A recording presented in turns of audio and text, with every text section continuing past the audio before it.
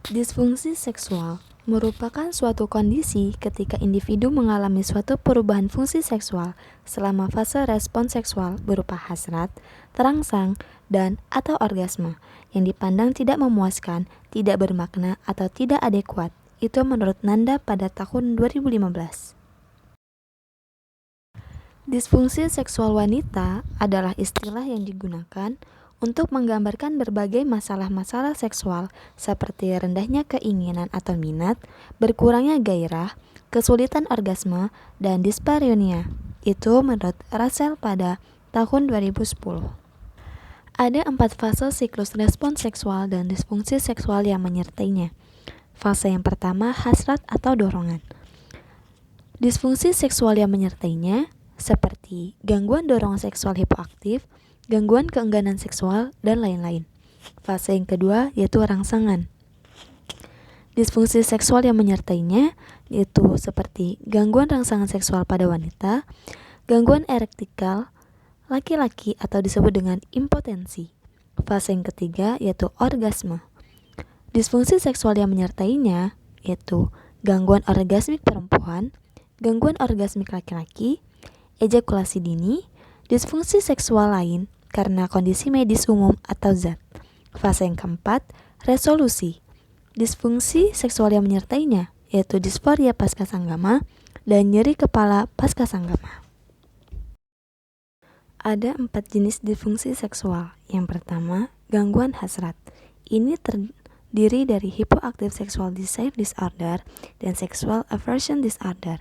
Yang kedua, gangguan rangsangan yang terdiri dari sexual arousal disorder dan impotensi. Yang ketiga, gangguan orgasmus yang terdiri dari orgasmic disorder dan ejaculation. Yang keempat, ada gangguan nyeri seksual yang terdiri dari dyspareunia dan vaginismus. Gangguan hasrat seksual dibagi menjadi 2. Yang pertama, hypoactive sexual desire disorder, yaitu defisiensi atau tidak adanya fantasi seksual dan hasrat untuk aktivitas seksual. Yang kedua, sexual aversion disorder, yaitu keengganan terhadap atau menghindari kontak seksual genital dengan pasangan seksual. Kemudian, gangguan rangsangan. Yang pertama, sexual arousal disorder, yaitu ketidakmampuan menetap untuk mencapai atau mempertahankan respon lubrikasi pembengkakan yang adekuat dari rangsangan seksual sampai selesainya aktivitas seksual. Yang kedua, impotensi atau gangguan erektikal laki-laki, yaitu kegagalan untuk mencapai atau mempertahankan ereksi dalam penyelesaian aktivitas seksual.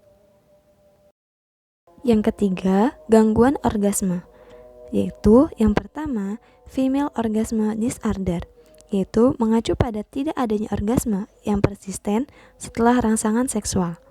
Banyak wanita mencapai gairah selama aktivitas seksual, tetapi kemudian tidak mencapai orgasme.